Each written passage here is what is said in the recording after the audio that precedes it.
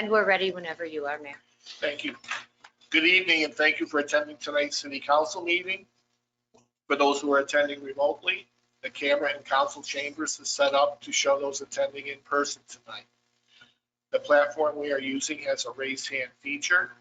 You will notice a picture of a hand in the upper right-hand corner. When we reach the point in the meeting where the public has the opportunity to address council, you can click that button to be given your opportunity to address council. Please stand for the Pledge of Allegiance.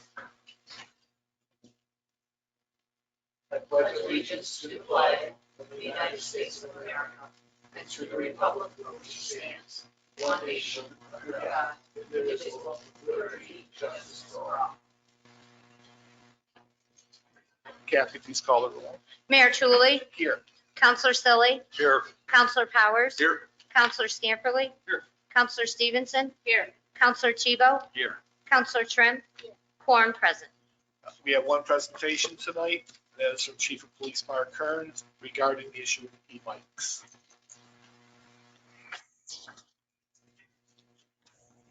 Good evening, council. Just wait for Kathy to get the PowerPoint up.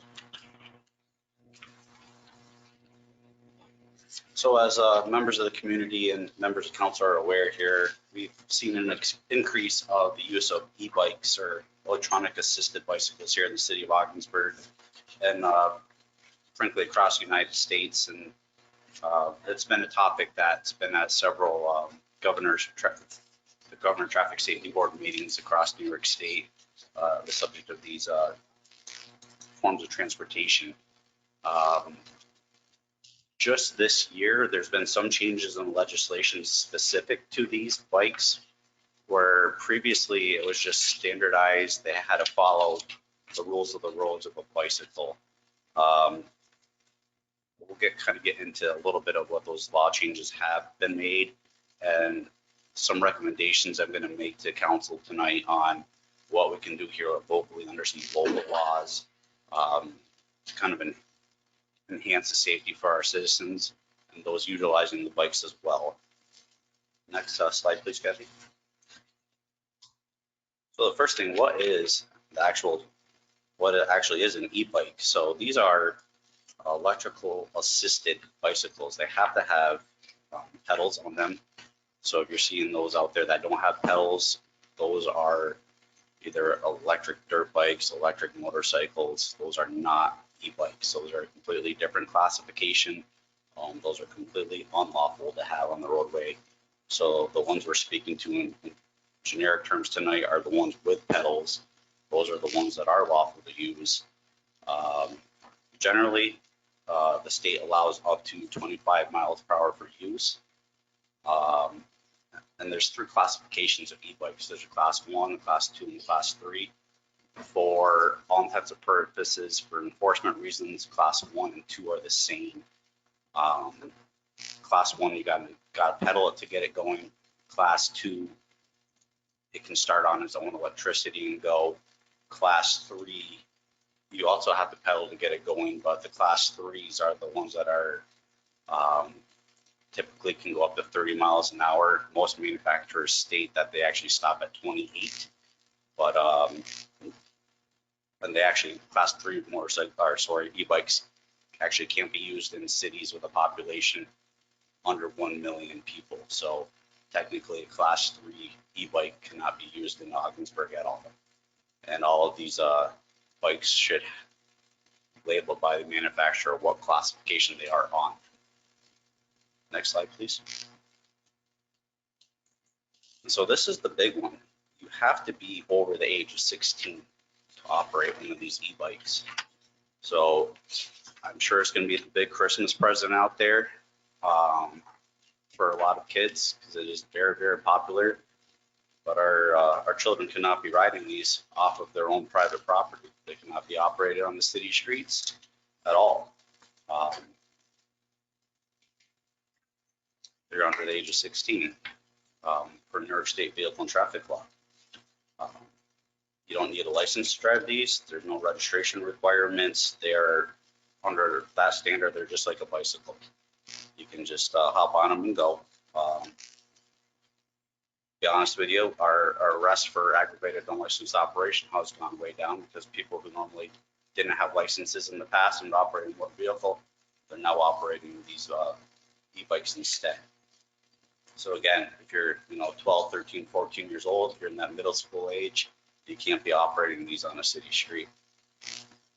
Chief, just to clarify, over 16 or 16 and over? 16 and over. If you're 16, you can operate. Thank you. Next slide, please. So there's no helmet required. You'll find a section of law and people will try to counteract this and say that, yes, you have to have a helmet. That is for the class 3 e-bikes. So some people go through the vehicle and traffic law and say, oh, it says right here, e-bikes have to have one.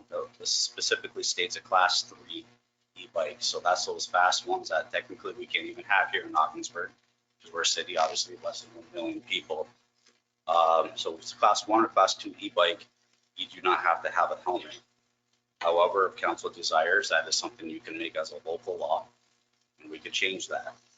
We could have it for those that are operating an e-bike can wear a helmet. Just like on a bicycle, they don't require signal lights. They have the same standards of equipment. Got to have a reflector on the front and back. If you're operating at night, you have to have illumination lights front and back. Next slide. So again, these can only be operated on public roadways. You cannot operate on sidewalks. You can't operate on any publicly owned property other than the public roadways. There's a section of law for that. So you can't be like using a public parking lot just for a fun place to ride around. They're to go from point A to point B. Must obey all traffic control devices. So you got to stop at stop signs, stop at the red lights. You got to stay on the right side of the road. All the same rules of the road that apply just like you're driving a car. Or frankly, those are the same rules when you're operating a bicycle. You're to do the same matters. Next slide, please. So when it comes to the enforcement of these, just like when you're driving a car, once you're 16 years of age, you can be issued a traffic ticket. And technically, you can be issued a traffic ticket on a regular bicycle as well. So your tickets are answerable in your local city court, or obviously if you're outside Ogdensburg, it's your local court wherever the offense occurred. If you're under the age of 16, you cannot be issued a traffic ticket. That's right in the section of law. And we cannot issue the parents a ticket either. That's also in the law, unless the parent's actually physically there and observe the infraction as well. And then we could give the parent a ticket. Now we do have a parental responsibility section in our municipal code, but that's a very antiquated law. It had its purpose, it still has its purpose, but it always speaks to if a juvenile commits the violations of harassment, disorderly conduct, unlawful dealing with fireworks, or trespassing. If a juvenile commits anything more, it could be from a vehicle and traffic law violation, a misdemeanor, or even a felony. We have nothing in our municipal code that holds a parent responsible. So that's something that I will bring forward because I think that's something that needs to be changed. Our county is doing a great thing, what's called diversion.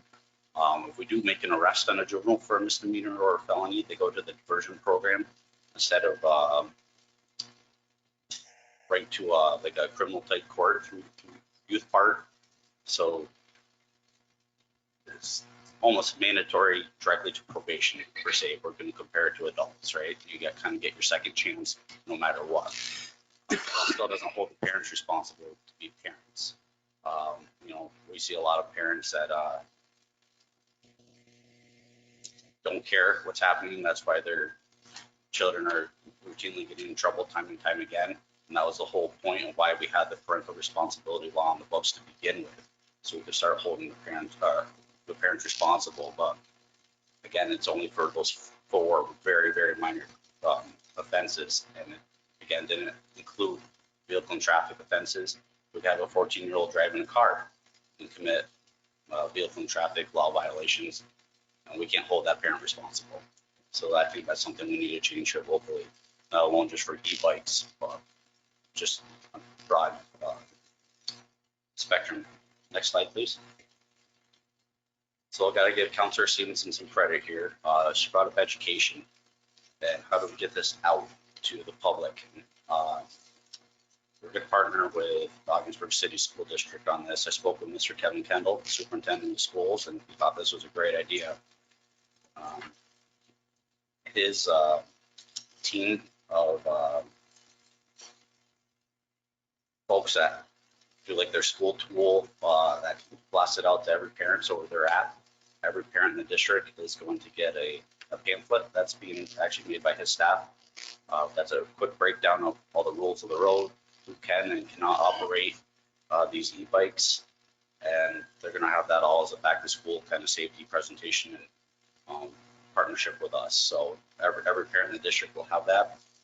And then our SROs, they already do it, but they're going to remind everyone with the e-bikes. They already do bicycle safety. We're going to add e-bikes to that program in grades 3 and again in grade 6. So they're going to be spoken to again about it just as a reminder. Because we're seeing a lot of the kids that are riding these are kind of that middle school age that are out there. And then of course the adults, but the adults are the adults. We can take enforcement on them. So it's really education to the parents, because I don't think a lot of parents realize that their children can't be operating these. They buy them, and the next best thing, it used to be, it's always something, right? Years ago, it was rollerblades and skateboards and hoverboards and scooters, and now it's these e-bikes. So what's it going to be next? So it's just education to what can we be buying our children. So before, I think that's a great idea to get the education out there. Like you said before, a lot of parents go spend this out there to be the next big Christmas gift, and that we're telling a lot of kids to go home with them. We can't be driving them. So appreciate your time, and we'll get the education out there, and hopefully that makes an impact. Thank you, Chief. Questions or comments from council? Chief, some of the ones that have come close to running me down at night don't seem to have pedals on it. Do they fall under the regulations for mopeds? They don't fall under any regulations. They're just, if they're electric, and they don't have any pedals, it's just like an unregistered motor vehicle is how we would handle that. And what about, Same thing as like a Electrics. golf cart or UTV. what about like the electric skateboard, scooter type things? Are there any regulations at all on those? Scooters are specific as well. They put a section for scooters, for electric scooters in the vehicle and traffic law for 2025, but it literally states to follow the rules, but also gave the ability for a local government to write local laws on those if need be for scooters, electric scooters. Because the big ones, the two that have almost got me, neither one of them had lights on them. It was well under 10. Yep, so yeah, they would fall under the same laws as a bicycle, so they would have to have a white light up front and a red light on the back if it's after dark. Chief, I just would like to thank you for taking the initiative to working with the school district with this education. I am not anti-e-bike. I think they look like a lot of fun. I can see me at the emergency room after about 5 minutes on one, but I think that they're a great tool, and they do give people an avenue to have transportation that may not be able to afford other or choose this. It's just that we want it to be safe. We want people to know what they can and cannot do. So what is our recourse? We're really limited here with manpower.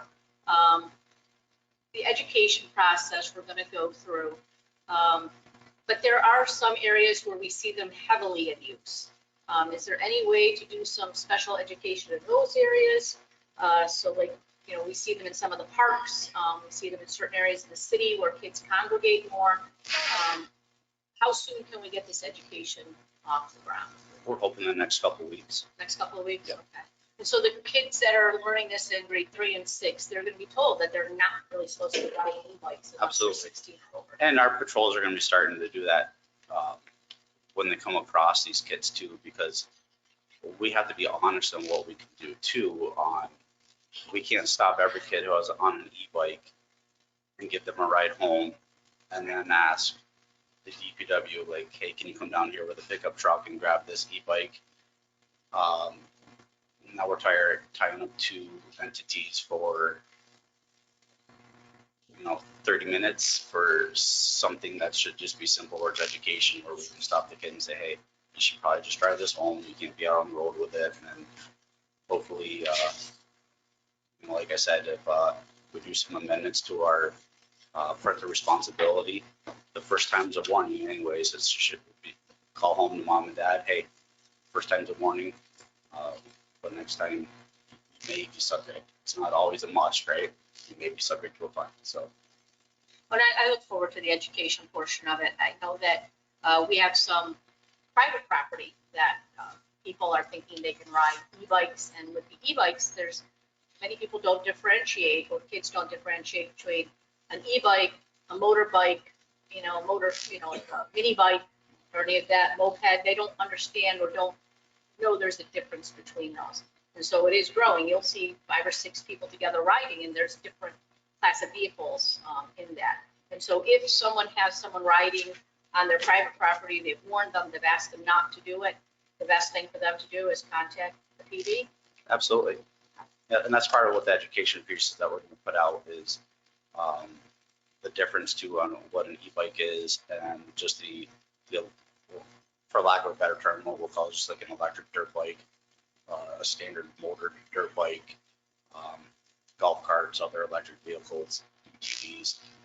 None of those are permissible on any city street. So we'll put that all out there because we see them all. They're all out there all the time. And they're definitely not supposed to be on sidewalks. None of them are supposed to be on sidewalks. Thank you so much. You're welcome. So just outside of the education for the youth in the school, which is a great idea, what can we do as far as posting some of these regulations and these things on maybe our website or some kind We'll of. share this. Because We'll we've share got a the lot, same. we've got a lot of people running the roads around here that are older than 16 on these bikes. Yeah, so we'll do the same thing. So Mr. Kendall's communication staff, once they're finished with their product, we'll share the same thing on all the city's social media and on the city's webpage as well.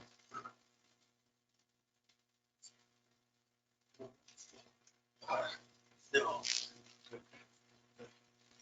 Are you asking for a change in the law in terms of parental responsibility? Yes, but that'll be something I'll draft and with Mr. Goldie, we'll bring back at a future time. Something that's a little bit more broad, not just 4 random violations in the penal law. Thank you again so much. Great stuff. I'd like to hear discussion or thoughts about suggestion that a local law might be adopted to require helmets.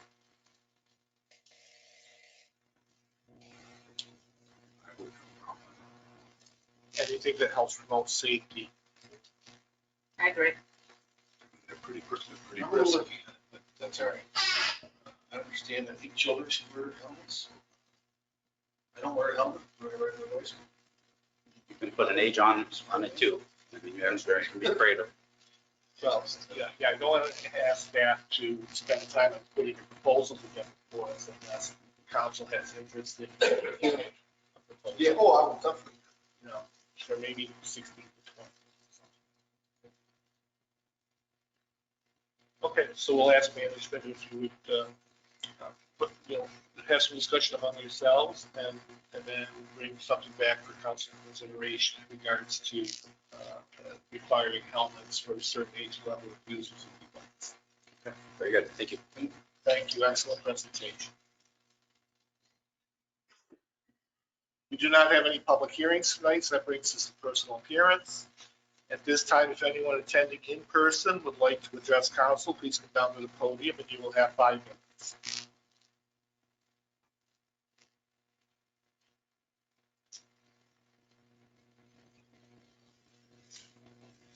My name is Syed Ahmed.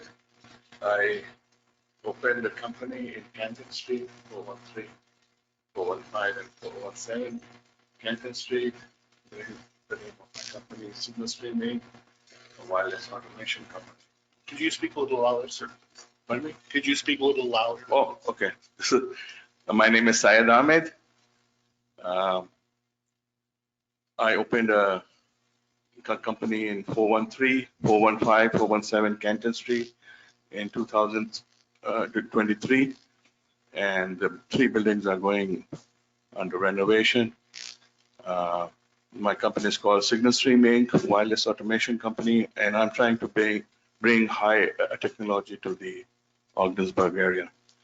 One of the thing I have observed is that Highway 37 from the Canadian Bridge onwards, there are no highway streetlights. And this gives people, especially from outside, I'm a Canadian, I have a Canadian company and opened an office here. And I'm encouraging other people also to open up their branch or office here. In fact, I've got a number of inquiries, hey, you are there, can we get a space, et cetera, et cetera. So I think it will be very good for Ogdensburg to get the funding from state or something to put very bright highway streetlights on, starting from east to west or along the thing. And I'll give you my personal experience. State of Michigan, when I was there, the streets were kind of highway, was without lights. And when I went after 4 years, they had so much light on the highway that you didn't need a headlight. And it looks like a thriving city, live, full of, vibration. Same thing I observed in Texas. They made all the shopping malls outside and the highway very bright. I'm suggesting you do the same here in Ogdensburg. Get the funding from New York State, light up that highway 37. So it looks bright. It looks as if at night it's a very lively place. At the present time, it looks like a dingy, sleepy town or city. So that's my request. Please put a priority on this. And I think many of the Canadian people across the river, when they pass by, they might be impressed. Hey, why don't we make an office here? Especially now that the tariff has come in, a lot of companies are thinking to open up an office nearby. Okay, thanks. Thank you. Thank you, Mr. Anyone else?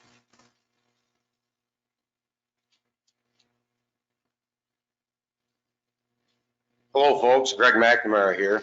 I have a few things I'd like to talk about, or several things this evening. First of all, I noticed that several of you were at it was in an article, I believe, on North Country Now, for Ogdensburg celebrating the groundbreaking construction at the new step-by-step building on Knox Street behind the former school there. Scott Gray was there as well.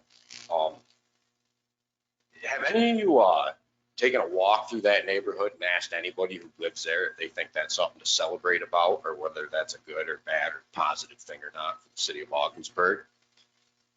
Because I would bet they would highly disagree that that's not anything to celebrate about.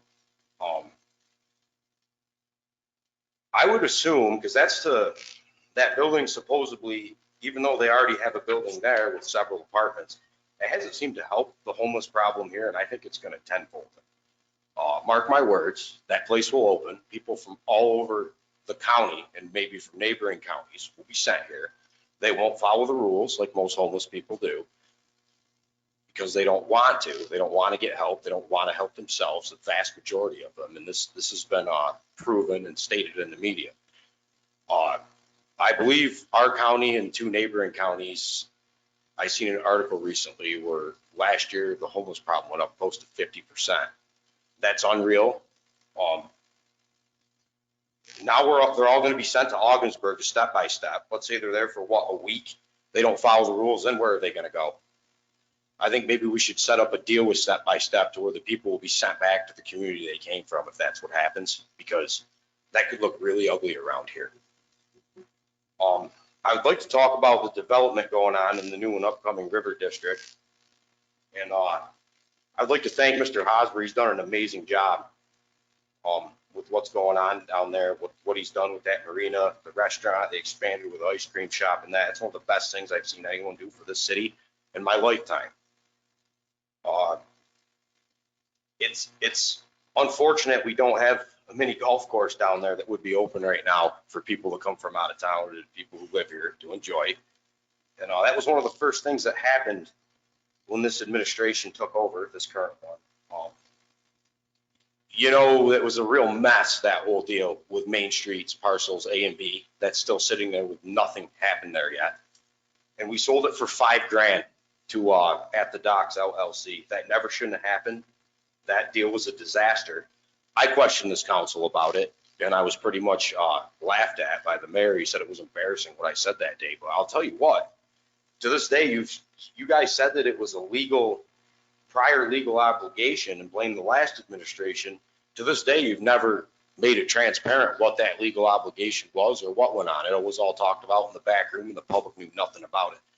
Now, nothing's happened at that property.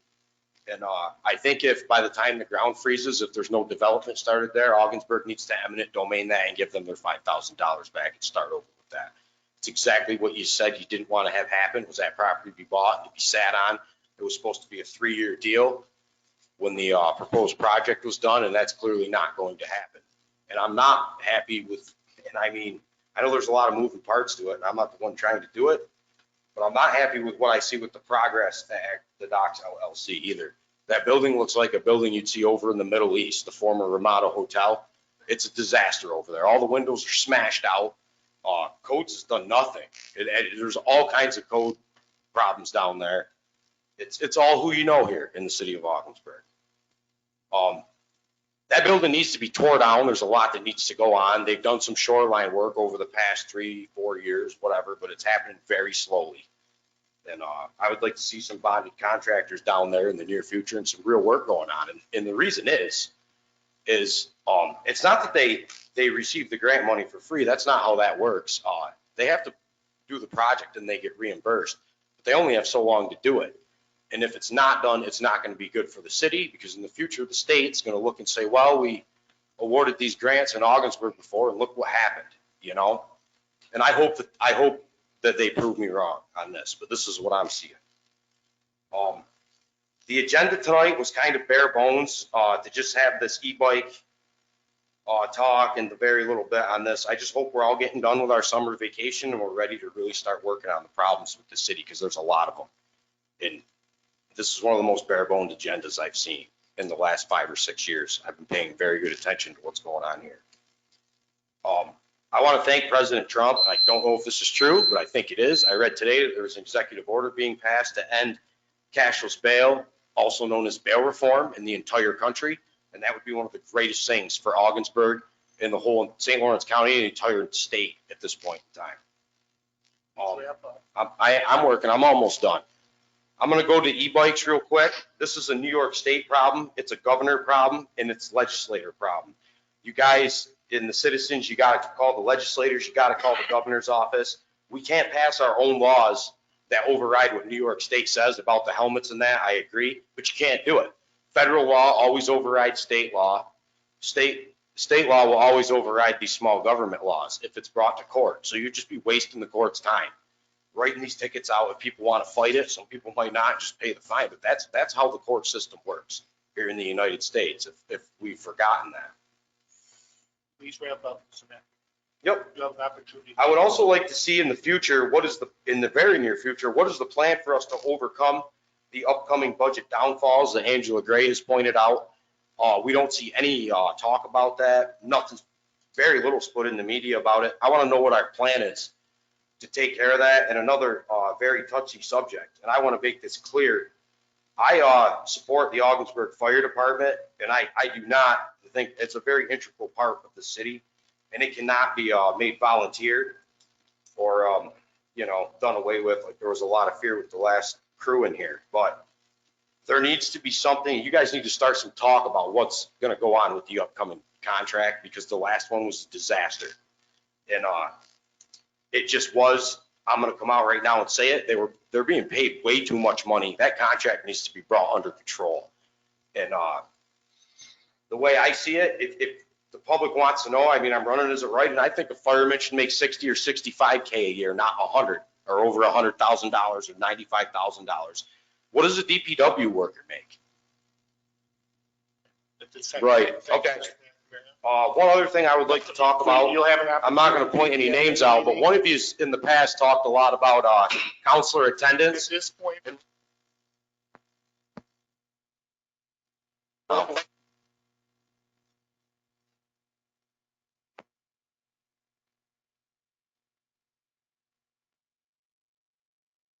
call the meeting back to order.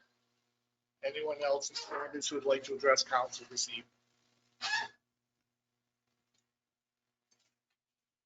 Now, if anyone's attending remotely would like to address council, please use the raise hand feature. The city clerk will recognize that you one person at a time, and you have 5 minutes. I do not see any hands raised now. So that brings us to correspondence. Do we have any correspondence this evening? We do not. That brings us to our consent agenda. That the claims as enumerated in general fund warrant 16-2025 in the amount of $841,557.94. And library warrant number 16-2025 in the amount of $0. And capital fund warrant number 16-2025 in the amount of $282,155.55. And community development fund warrant number 16-2025 in the amount of $0. And community renewal fund warrant number 16-2025 in the amount of $0 as audited, being the same hereby are ordered paid. I so move. Second. City clerk, please call the roll. Mayor Tulley, Yes. Counselor Selly, Yes. Counselor Powers, Yes. Counselor Scamperly, Yes. Counselor Stevenson, Yes. Counselor Tebow, Yes. Counselor Trim. Yes. Approved. We do not have any appointments tonight, so that brings us to items for council action. Our first item of business is bill number 84, which was tabled at the August 11th meeting. And I'll make a motion that bill 84 is taken from the table. Second. Kathy, please call the roll. Counselor Tebow, Yes. Counselor Trim, Yes. Mayor Tulley, Yes. Counselor Selly, Yes. Counselor Powers, Yes. Counselor Scamperly, Yes. Counselor Stevenson. Yes. Approved. So to resume discussion on bill 84 tonight, I'll ask City Manager Fonda Coronas to address council about recommendations he is making for further amendment to the proposal from the Charter Commission, specifically as it pertains to section 65 of the charter. Thank you, Your Honor. Appreciate the time. I did circulate an email earlier today regarding this, just to give council a heads up. The important part of giving the city manager some authority to transfer some funds within departments is really about operational efficiency. And it's a balance between that and the fiscal oversight responsibilities of council. The Charter Commission thought the threshold allowance maximum for the city manager was $10,000. Councilor Scamperly thought that threshold number was too low. The mayor mentioned a number of $20,000. And I would like to make 3 recommendations to council today. Number 1 is to raise that limit to $35,000. That number is tied to the DPW allowance for procurement. Anything under $35,000, DPW does not need to go through a full procurement process. And it makes sense to tie the number to be allowed to transfer to that higher number. DPW is $35,000 in the procurement policy. All other departments are $20,000. This allows us to focus on operational issues and not have to come to council every time we need to move money around in DPW, or they tend to be higher dollar limit transactions. So that would be my recommendation number 1. Recommendation number 2 is to put some language in the charter for emergency transfers. Right now, if there's an emergency, we pretty much pay for the emergency and then worry about transfers later. I'm kind of a stickler as a public management person that an appropriation is an appropriation. It is a legal amount not to exceed by the governing body. And I know emergencies are emergencies and we do take care of it, but by adding some emergency language in the charter, we can kill both birds with the one stone and take care of the emergency and take care of the transfer at the same time so that we legally can expend those funds. The third item is to address transfers intra-departmental. And so I want to just go over just a little bit of I guess I'll use the word education here. In our budget, we have what we call department budgets, and it's not DPW and police. It's actually the numbers that fall in. So take example, the city manager's budget department is 1230. The DPW's department budgets are numerous, 1490, 5110, 5112, 5115, et cetera, et cetera, et cetera. So the way the current charter is written, it's really ambiguous as to where transfer dollars can be. In any budget department, for example, say the 1490 budget department, which is DPW administration, council will adopt a budget and each one of those budget departments has a maximum appropriation.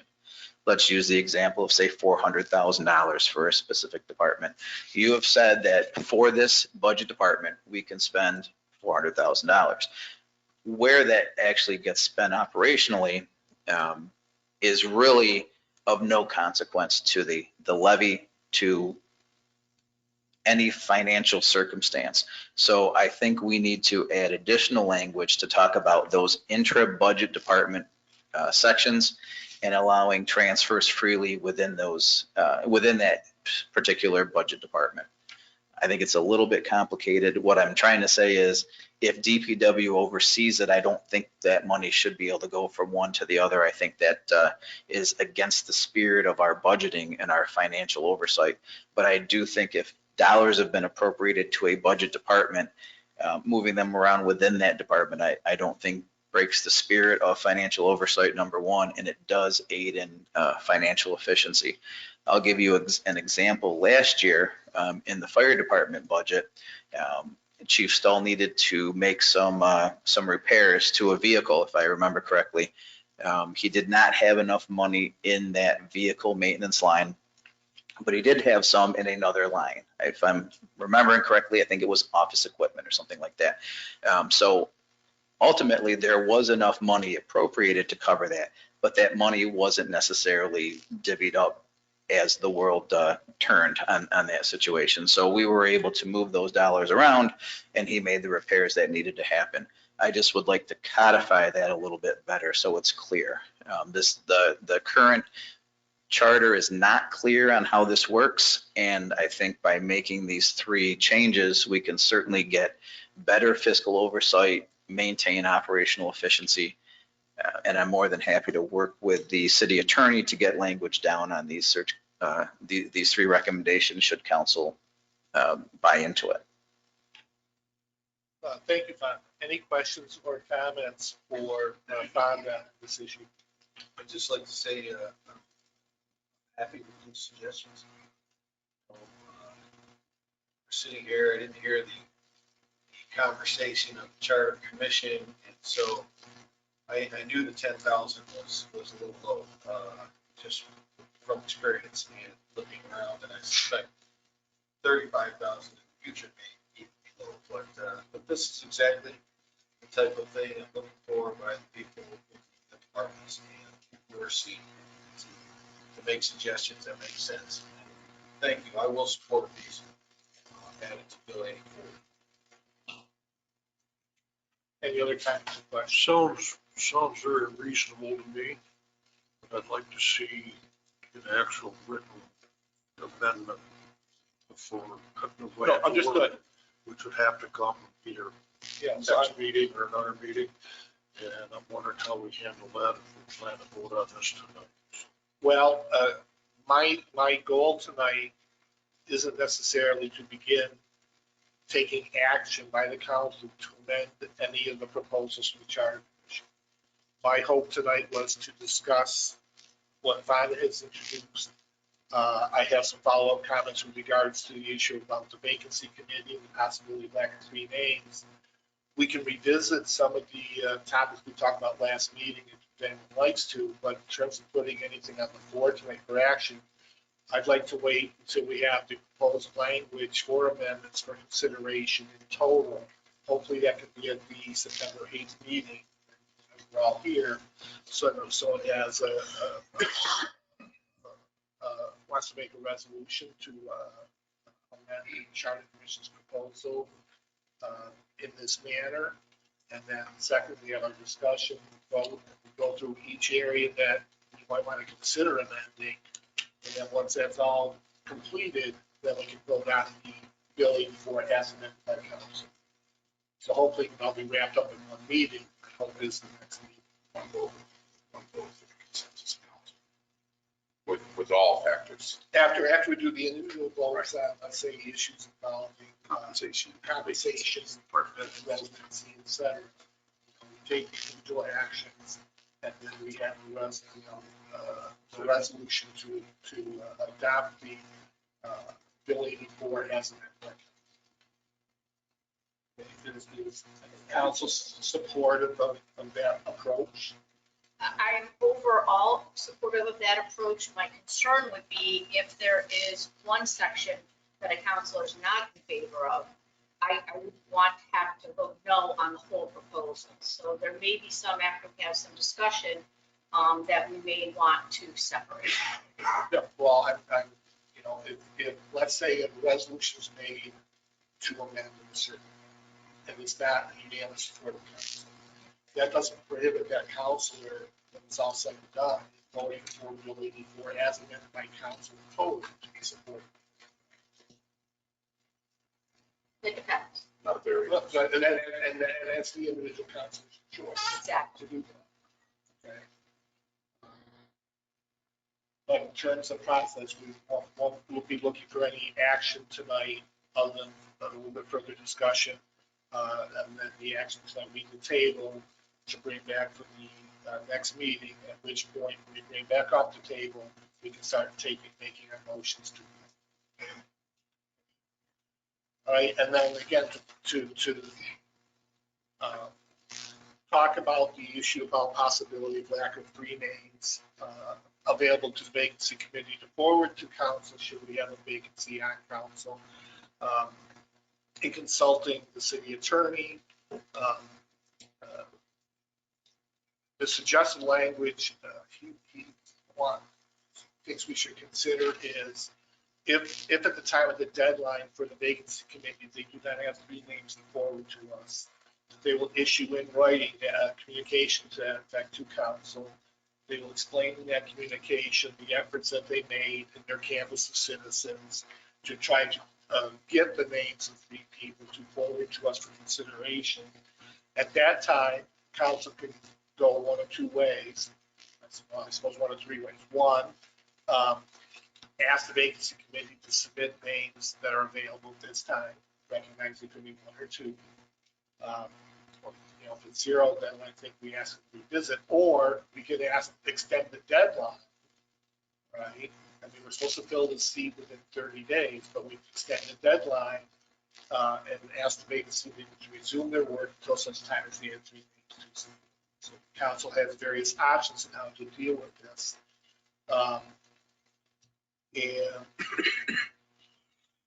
And so my question to council is, is there a consensus or disagreement with the majority that you're comfortable with seeing language of that type developed for us to think? Yes.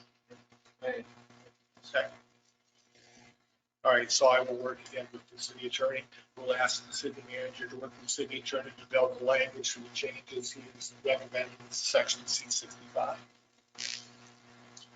Any other discussion on Bill 84 tonight? I'm in favor of the change in wording. One thing that kind of jumped out at me during the whole thing though is if there's more than 1 vacancy, we still only get 3 names. Might consider that to be like 3 names per vacancy or an additional names. I just not sure I'd be comfortable with 4 people filling 2 or 3 vacancies and only having the 3 names brought to us for those vacancies.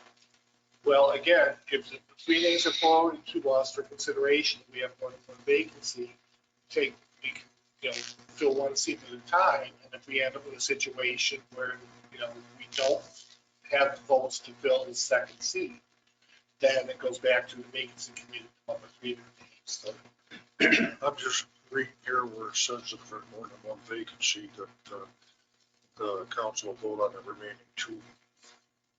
Make a selection for the remaining 2. I'm not sure that's the best way to go. Well, it's just a matter of thought for future reference, but it really doesn't play into the wording change that we're talking about here. any other discussion that Billy before for tonight? Yes. Okay. Go ahead, Jim. I think Jen brought up with the compensation to but change the effective date to after we've all been re-elected or. After the seats have been come up. Cycle. Yes, I think we should go to that change. Just, I don't want to give myself a raise and then have to say, Just got here. you just got here. What? Now you're going to give yourself a raise? I think I forget what Jen had proposed last It'll time, be but January of 28. January of 20, I think that would be changed. So that's right on the table for further discussion. Vote on it next week. So I've been thinking a lot about that. I like Jen's proposal on the supermajority for a decision as to whether or not a department head, as we discussed, and as this language reads, has to live within the city residence. And then we had community members speak to it with very good arguments, to the point where I was at a point to say almost they need to be a resident. Somewhere in there, it's like 2 extremes. And so I thought a lot about it, and I'd like you guys to think about the supermajority plus 1. In other words, if we hold such value to somebody, a department head, and I think I brought up an example. I didn't really say a name, but we all knew somebody that was very qualified, didn't live in the city. It would take 6 votes to say you can live outside the city, to hold it to that. If somebody was just that qualified, that's the person we wanted. Rather than the 5, I'll at least support the supermajority. But I'm thinking more like the supermajority plus 1 to really put some integrity on it. And I think it just ups the standard a little bit. So, and I understand New York state law, police and fire do not have to, which always creates a whole complication. See that budget time every year, people come in and how come all these other workers aren't here? We just had a citizen complain about it. But I just think that if we up that from the supermajority to the supermajority plus 1, which is 6 votes, that would put enough confidence, I think, in even the people who were speaking to it, that would be a good confidence. So, I'm sorry, Dave. go ahead. I'm done. That was my last. If that's the top candidate and you don't get that supermajority plus 1, do you fall back on allowing with the temporary position to not to be, if they're not living within the city? Here's my concern, and it has to do with staffing and recruiting retention. And let's face it, it's in every occupation, right? It's everywhere. And as we can see, we saw it here at City Council with vacancies, but we had a large pool that one, that just became a political football game. But ultimately, as far as getting your best candidates and in a struggling city with quite frankly, some pretty good things in the hopper going forward. I'd hate to lose out on anybody, whether it be a super majority or a majority plus one, to potentially lose a candidate to another area because of a residency law that we can amend. And I think we all agreed in the last council meeting to allow for that. To amend it, to allow an individual to work with you. That's right, so. Right, but if you're gonna are you looking to handcuff with a super majority plus one? I mean, I'd hate to lose a candidate over that aspect. I actually have issues with the majority aspect. And it's just from a resource aspect more than anything, right? And we've seen it. Yes, yes, sir, we have. And that's my concern related to, because we can always fall back. And as far as what the city has working for it, brought up by the citizen tonight, our marina district and our river district, some of the things that are coming along. We're still an indigent city. Don't make any mistake about that. It's not like we've got our checkbook overflowing. So, you know, you got to keep that in mind as well going forward. You know, that's my genuine concern going forward in the advancement of the city and hiring positions and bringing people in and being able to have the ability to hire. And you know, hopefully, some here may see it, some of us may not see it. Hopefully our kids will see the expansion of Ogdensburg and bring it back to some of its former glory. You know, but with that being said, I hate that, you know, then further down the line, the legislators can then amend to promote department heads and management to live in the city. That's just kind of my broad strokes. That's kind of where I sit with that. And it's just, yeah, you know, and you know, we're contrary to one of our citizens' opinions earlier, you know, there's talked a lot about our shortfalls.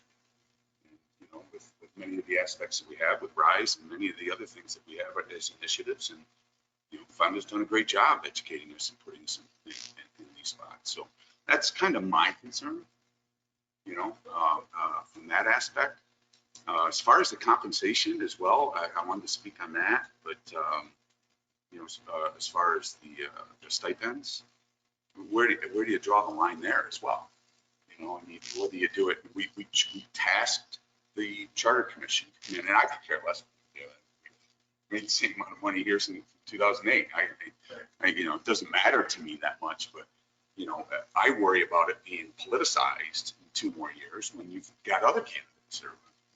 And I can understand Councilor Tebow's concern, but in the same breath, we tasked the charter commission to come together with some issues, and we talked about it in previous council, and members of the community wanted it, and you know, now we have it. And you know, are we going to move on it, or you know, punt it down the road? And I'm not suggesting we're punting. And I fully respect your position and your wisdom behind it. But where do you stop? I guess is my concern for that. Well, just to your point, brought up when Bill Nelson and Nick Baldwin. Yeah. We debated it then. Just a small increase, just to make us comparable to. And it's not so much the increase, it's just, you know, when, you know, I mean, we tasked the commission to do a job. We put together the commission. You know, they did a wonderful job. You know, and you know, this is what happens. You know, sometimes there's differing opinions, but you know, ultimately at the end of the day, you know, I mean, we've got to keep our foot on the pedal. And I'm not, and of course, that's just a my opinion. It's a 2-year. It's not anything big or anything like that, but you know, that's just, I mean, that's, you know, pedal to the metal. Would you support the super majority? Something to think about. We don't. Yeah, well, I mean, we're not voting on it now, and I'll surely consider it, and I see the value in it as well, you know, but, You look at the last district. yeah. Any other discussion on Bill 8? Yes, so I have a few comments. I want to be very clear. I was offering options if council decided to go forward with a raise. I did not say I was in favor of the raise. I am not in favor of a raise. we have many volunteers that chair commissions for us and committees for us, and they do as much work as a city councilor does with no pay whatsoever. I know we did a study, a survey across other boards, councils, town boards, but we have a city manager form of government who does majority of the work. And then we set policy, and we do spend a lot of time on city council. I'm not diminishing that in any way whatsoever. But I don't think that in this environment, economically, any increase to city council should be considered. And I propose that if council, the rest of the council decided that they thought that that was a good idea to move forward, that they consider pushing it out till it would affect none of us unless we ran for re-election. And that was my point with that. I'm not in favor of the city manager living outside the city. I'm not in favor of the city clerk living outside the city. Those are two items I am not in favor with. But if council decides to go forward with that, then I believe that it should be not just a simple majority. I believe it should be a super majority to give weight to that decision and to make sure that it is clear across the board that majority of the council wants that. And if it is a clear best candidate possible, then I don't think that having to get 5 votes over 4 should be an issue with that. I personally have been involved, as many of the rest of you, involved in 3 city manager hires. The residency was asked, but none of the hires said they would not take the position because of the residency requirement. And I believe none of the second choices said they wouldn't take the position because of the residency requirement. One of the former city managers said to me that they thought it was important that the city manager be available and in the same community as they are administering.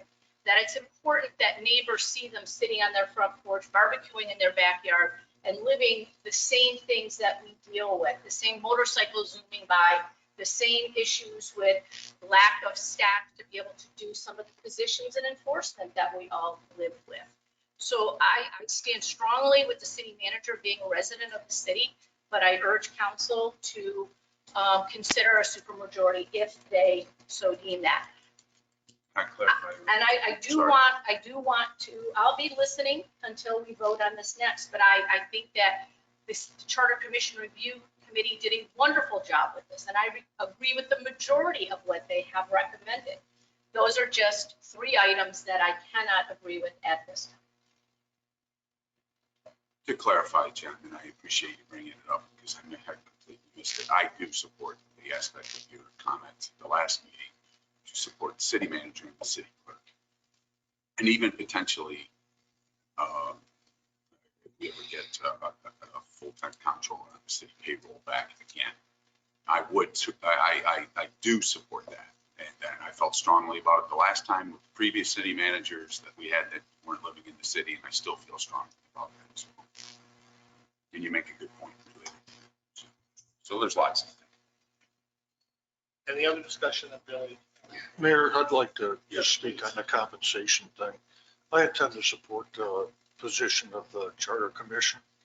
We were told it was a unanimous thing, and there was no input from any of the current counselors into that. Normally, I understood what this salary was when I ran. It would have run basically if there was no salary increase in salary at all. But it's been 40 plus years. If it had been 4 years, I'd say no. If it had been 10 years, I'd say no. With 40 years, the members of this council have been working for the same salary, and we've gotten to a point where it's less than any of our surrounding communities, including some of the very small towns. And I'll be quite honest with you, the work that this council's been doing is twice what it was doing when I was on council in 2010 or so. I intend to support that. Anyone else have Billy? I'll just make a comment for the public that I certainly have opinions on these issues, but I'm reserving my discussion about these issues until the time when amendments are brought forward to amend what the Charter Commission recommended. At that point, I will state my opinion on those resolutions that come forth. So at this point, I'll make a motion to table bill number 84. Second. Kathy, please call the roll. Counselor Trim, Yes. Mayor Tulley, Yes. Counselor Selly, Yes. Counselor Powers, Yes. Counselor Scamperly, Yes. Counselor Stevenson, Yes. Counselor Tebow, Yes. table. Thank you. Our next item of business will be read by City Manager Fonda Cronin. A resolution authorizing the city manager to accept a cybersecurity grant from the U.S. Department of Homeland Security's State Homeland Security Grant Program. Second? Could you inform the public and council how those funds will be used? Sure. So we're going to review our current cybersecurity capabilities and enhance them based on some recommendations from some professionals. I don't have any specifics at the moment, and I probably wouldn't share specifics on cybersecurity, perhaps potential lapses in open session, just in case there's a bad guy or gal out there listening. But we're going to take an assessment of where we are and where we need to go. Questions or comments? Kathy, please call the roll. Mayor Tulley, Yes. Counselor Selly, Yes. Counselor Powers, Yes. Counselor Scamperly, Yes. Counselor Stevenson, Yes. Counselor Tebow, Yes. Counselor Trim, Yes. approved. The next item of business will be read by Public Works Director Shane Brown. A resolution to amend the 2025 budget A5110.330 to include the receipt of CHIPS allocations in the amount of $485,346.84 with a 2024 cumulative rollover balance of $3,995.36. Pay New York allocation in the amount of $111,615.56. EWR allocation in the amount of $75,884.40. STR allocation in the amount of $165,065.32. POP allocation in the amount of $74,410.37 for a grand new total of $916,317.85. I'll make that motion. Questions or comments? This is additional revenue, correct? Yeah. And is there a requirement that we spend that this budget year? That something be carried over into our next year's street projects? I think we can carry it over, yes. Because I'm just, you could get towards the end of summer, you gotta be pretty much done with this year's thing. And it's gonna add a little bit to our fund balance for next year's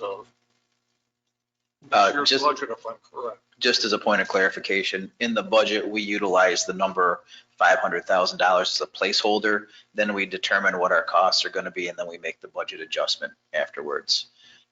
So that's how that rolls. It's a reimbursement. We got to spend it to get it back.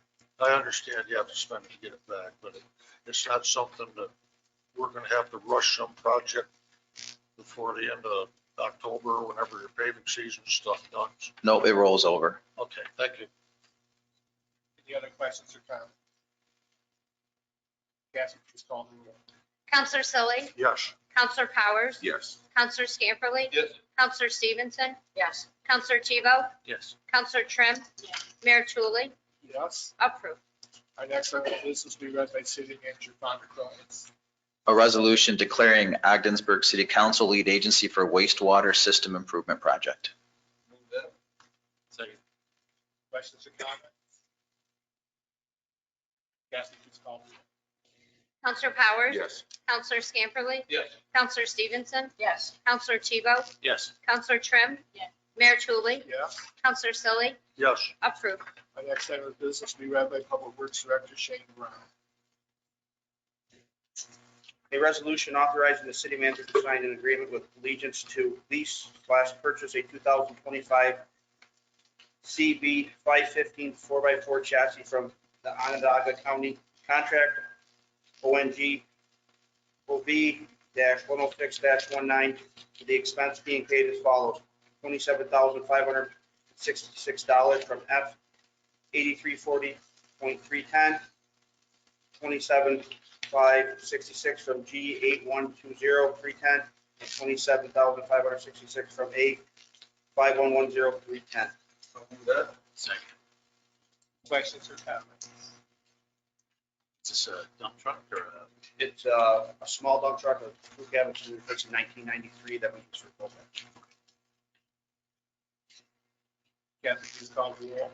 Counselor Scamperly, Yes. Counselor Stevenson, Yes. Counselor Tebow, Yes. Counselor Trim, Yes. Mayor Tulley, Yes. Counselor Selly, Yes. Counselor Powers, Yes. approved. That brings us to old business. Does anyone have any old business this evening? Yes. Wondering, I know it's budget time and I believe some city employees that are qualified operators for the wastewater treatment facility. And don't know if tank is necessary or if their whole role is still necessary. I think it'd be more efficient to simply have city employees, if that's even the case. And you don't have to answer it. Sure. I am not going to answer right now. Okay.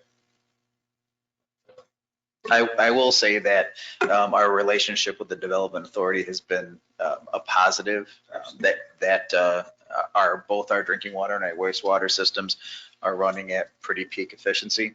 And so I would be hesitant in recommending to council any change in that, given that we know what happens when there are negative changes involved in that. But we can certainly discuss it as a management group. Thank you. So, Any other old businesses? Brings us to new business. Any new business this evening? So that brings us to items for discussion, and I'd like to open discussion tonight with comments from the city manager with regards to discussion about electricity pricing for city government. Thank you, Mr. Mayor. Our current contract that we're locked in for electricity expires at the end of this year. So I've been looking at and watching the market price of electricity, which is certainly not an exciting thing to do, but certainly something that we need to do. It is going to be my recommendation to council for us to take advantage of the MEGA program. That stands for Municipal Electric and Gas Alliance. It is a nonprofit organization that numerous municipalities leverage to get less expensive electric and gas. We're not there is no bid up here for gas, so we're only able to utilize MEGA for electric. And current pricing came across my desk this morning, as a matter of fact. So as I reviewed it, our current price is 7.449 cents per kilowatt hour. If we were to go to a 3-year lock-in price, our price would change to 7.588 cents. So an increase of 0.00139 cents per megawatt hour, which is less than a 2% increase. Given what electric rates are out there, I think that is it would be a wise move for us to lock into that. I have the authority under city procurement guidelines because this is a piggyback off of another contract. And so I plan, unless I hear otherwise from council, to make that decision and sign off on that tomorrow. The spot price might change slightly from today to tomorrow. And if it's more than just slight, we may hold off on signing off on it, but I try not to do anything unilaterally without council knowing. But this might be, an opportunity we don't want to mess up. If we were to go into the 3-year contract, it would increase, given current usage, about $4,500 a year. And I certainly can live with that number as compared to what some other things are doing. Some of the prices I've heard out there are closer to 9 cents a kilowatt hour. And, that would be a real big budget problem for us. So being able to lock in at a less than 2% increase, I would consider a win. And I would just ask for council's consent to move forward on that. yes. Thank you. Anyone else items for discussion this evening?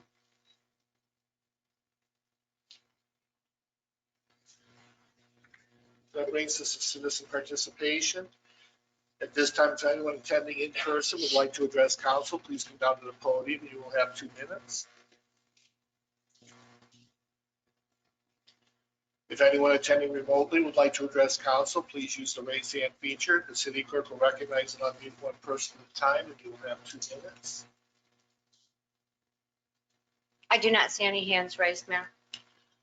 Resolutions tonight to adjourn to executive session. Whereas City Manager Donna Cronus requested an executive session with members of the Ogdenburg City Council to discuss collective negotiations pursuant to Article 14 of Civil Service Law. And whereas New York State Open Meetings Law permits City Council to adjourn to executive session for such purpose, now therefore be it resolved that City Council adjourn to executive session to discuss collective negotiations pursuant to Article 14 of Civil Service Law, and be it further resolved that any action resulting from this executive session shall be taken in open session. I so move. Second. Kathy, please call the roll. Counselor Stevenson? Yes. Counselor Tebow? Yes. Counselor Trim? Yes.